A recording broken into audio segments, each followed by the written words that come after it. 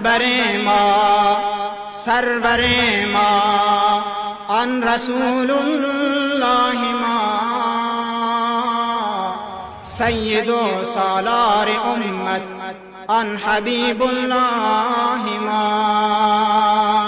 100 هزاران باد سلام بر گوهر والای ما شمس دینی نازنینی عشق ما مولای ما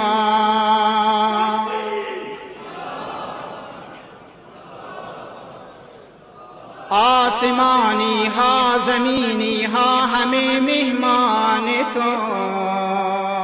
عقلها مبهوت تو مجنون تو حیران تو انبیا یک سر بشیر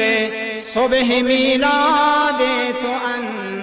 آسمانی ها همه مرهون ارشاد تو ان وارث موسی و عیسی وارث نوح و خلیل هم امامی انبیا را از خداوند جلیل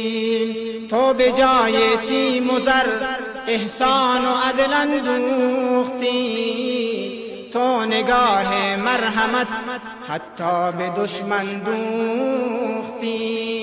تو برای خلق همچون شمع سوزان سوختی تو به جای اضرب اقرأ بر بشر آموختی می درخشد تا قیامت نور بی پایان تو می درخشد علم القرآن به الرحمن تو با اهانت بر تو امت شد چو دریا موج زن در خروش آمد بسی پیر و جوان و مرد و زن گر جسارت کرد و بر تو ابلهی حیف از جواب گر جسارت کرد و بر تو ابلهی حیف از جواب تو به وسعت فوق اقیانوس و خورشید و سحاب ای یهود و ای نصارا ای جهان مشرکین ای یهود و ای نصارا ای جهان مشرکین گوش دارید از دل و جان این شعار مسلمین مرگ بادا بر شما ذلت بیاید تا ابد قلب ما از عشق پیغمبر محمد می تپد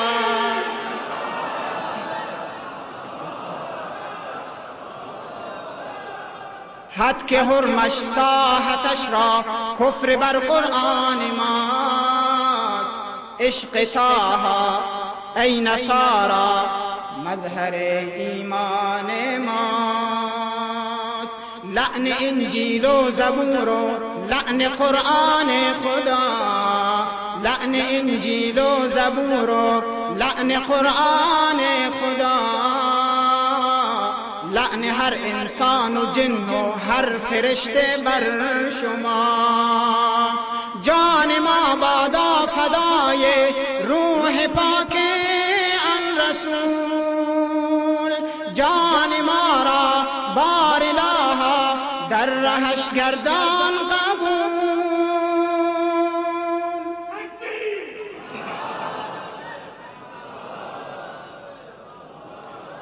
ربنا صل على احمد نبی المصطفى